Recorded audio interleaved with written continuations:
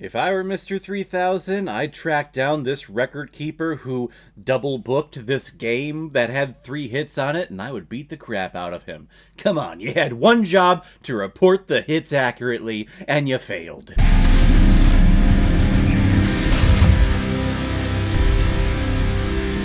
Mr. 3000, released in 2004 and is directed by Charles Stone III, who's also behind such films like Drumline, Paid in Full, Stepsisters, and The Underdog. And this film is starring Bernie Mac, Paul Sorvino, Chris Noth, Michael Rispoli, and Angela Bassett, who is looking fine in this film. And the reason why we're talking about Mr. 3000 today is because it was a PayPal recommendation and donation from a brand new contributor and supporter of my channel, someone who I consider to be a friend because he's just been so great in supporting me, and I can't thank him enough. Thank you very much, Jeremy Pape, for the recommendation and your support on this channel. And if anyone else out there also wants to be like Jeremy and help contribute and support me on this channel, you can select the QR code that's in the bottom left corner of your screen right now. Send over your donation of $5 or more, and if I have access to it, I will watch it, review it, and give you a little shout out, just like what I did with Jeremy Pape here. Stan Ross is one of the most conceited baseball players in the world, and he dons the nickname of Mr. 3000 because he has recently just had his 3000th hit in the major leagues and immediately retires because what else is there for him to do? However, 10 years later, and some sports analysts realize that Stan Ross has not had 3000 hits because one of the games was delayed and recorded twice. This leaves Stan Ross 3 hits short of the magical 3000 number, so the 47-year-old Stan Ross comes back into the major leagues to attempt to get those 3 hits. And he's conceited, he's arrogant, he's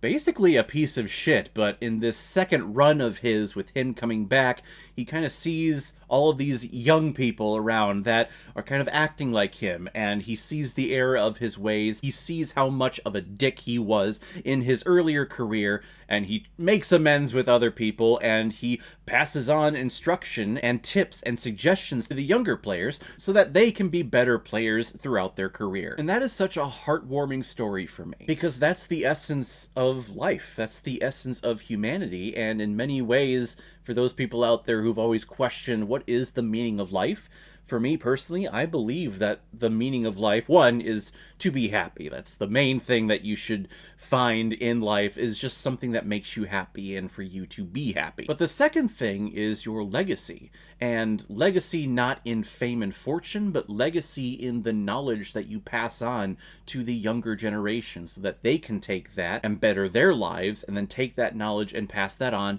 to the next generation and the next generation. And that is how this human society here on this planet will thrive for the next couple thousand, million, billion years. Maybe, hopefully, who knows. And it's great seeing Bernie Mac again. I think we lost that man so early on. He could have had a great career later on in his life, but sadly he passed away way too young. And I love him here. He plays the arrogant baseball player to a T, but he also does a great job of when those barriers and when those pedestals that he puts himself on start crumbling down, and he starts being a team player. In his first run, where he's getting all of the 3000 hits and everything, it's all about him, and when he hits 3000, he retires, because that's all he needs. He is a solo ship. Here in this second run, when he's trying to get those last 3 hits, he's looking around at other people, and they're not even paying attention to the baseball game, so he gets their attention, and he starts becoming the baseball coach, basically. Because Paul Sorvino is the baseball coach, and he just does nothing. He sits there.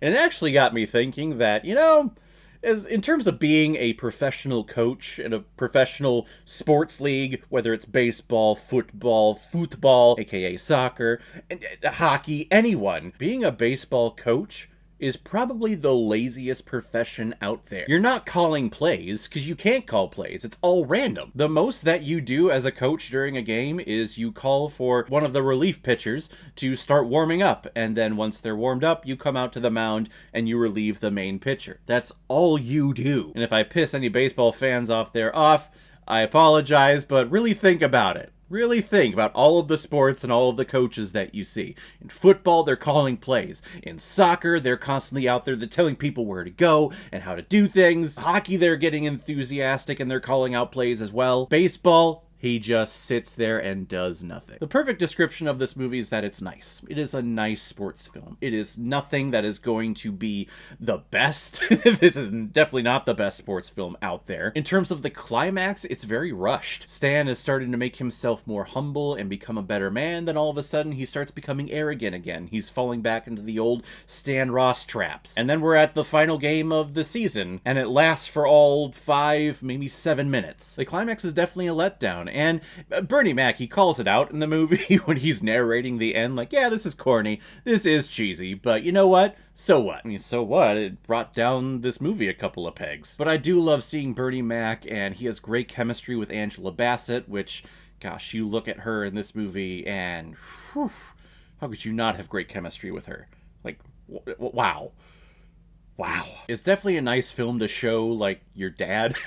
Just seeing something with, like, an older generation passing on knowledge to a younger generation. In terms of the sports aspect of the movie, it's not the best sports film out there, definitely not the worst. It is inspiring in a way. I just feel like it falls off there at the end. But it's still a fun time leading up to it. I'm going to give Mr. 3000 3.5 out of 5 Blu-rays. I am above average.